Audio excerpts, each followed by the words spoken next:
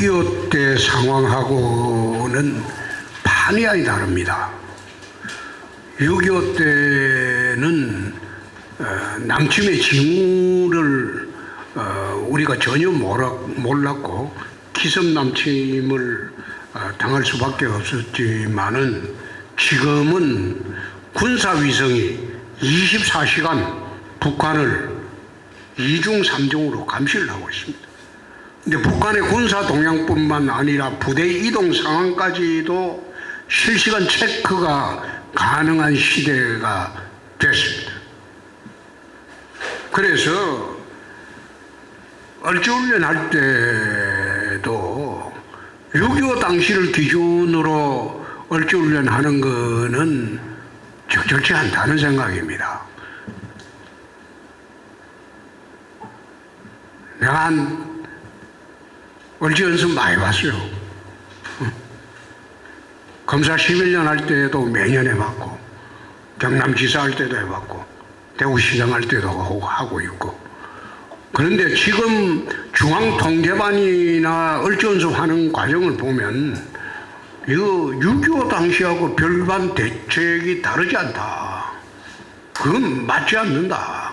그리고 아까 지적했듯이 얼지 훈련을 하면서 이 비상계엄 사태로 들어가 버리고 경비계엄 사태로 들어가 버리면 행정체제의 대변화가 옵니다. 근데 거기에 맞춰서 얼지 연습을 할 수밖에 없다고 그렇게 해야 되고, 근데 거기도 뚜렷지가 않아요. 뚜렷하지가 않아요.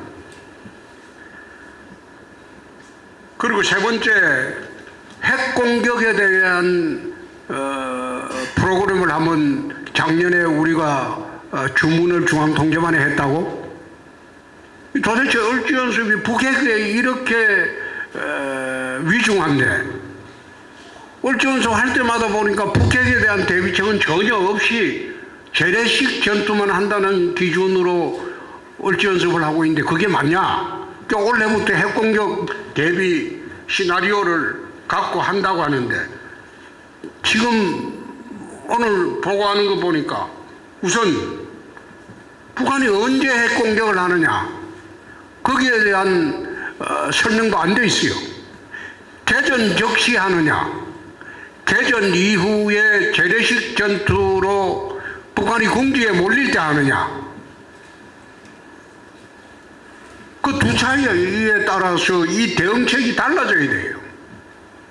달라져야 되는데 그게 언제 핵공격을 하는지 거기에 대한 명확한 그것도 없이 두리뭉실하게 대책만 되어 있어요. 피폭 당했다는 걸 기준으로.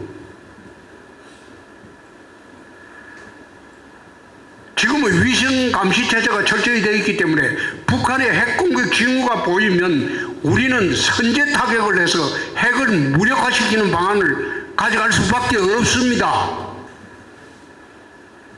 근데 선제 타격이 실패했을 경우에 핵공격을 받았다면 어떻게 수습할 것인가? 그게 세 번째 대책으로 나오는 거예요.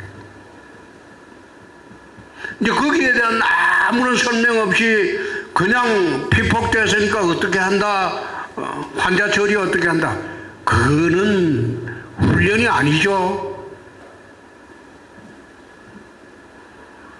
중앙통제반에서도 하는 그 훈련도 아니죠. 그래서 좀 더 실전같이 또 현 상황에 맞게 얼지 연습이 제대로 이루어지고, 얼지 연습 기간 중에는 그야말로 긴장을 갖고 하는 게 옳지 않느냐 싶은데, 여태 매년 타성으로 40년 전의 매뉴얼도 그대로 있는 것도 있어요. 지난번에 내가 뭐라고 했어요? 작년에 할 때 주거 환경이 변했다. 6.25 당시는 단독주택이라서 우물도 있고 큰 문제가 안 됐지만 전란 속에서도 지금은 전부 전국의 한 80%가 아파트화 돼버렸는데 거기에 전기 끊어지고 수도 끊어지고 그러면 20층에 사는 사람들이 살 수 있겠어요? 화장실 사용도 못 하는데? 그 지옥이 된다고. 아파트를 앉으면 바로 지옥이 돼요. 거기에 대한 제대로 된 대책을 지금 얼티언스 기간 중에서 우리가 세우고 훈련할 수 있느냐 이 말이에요. 근데 그게 제대로 실어서 어깨 훈련하는 것은 의미 없는 훈련이다. 그래서 이런 점을 좀 중앙통제반에 내려오신 분들도 제대로 좀 지적을 해서 내년에는 좀 개선이 될 수 있도록 해 주시기 바랍니다. 오늘 아침 일찍 수고하셨습니다. 네. 예, 이상으로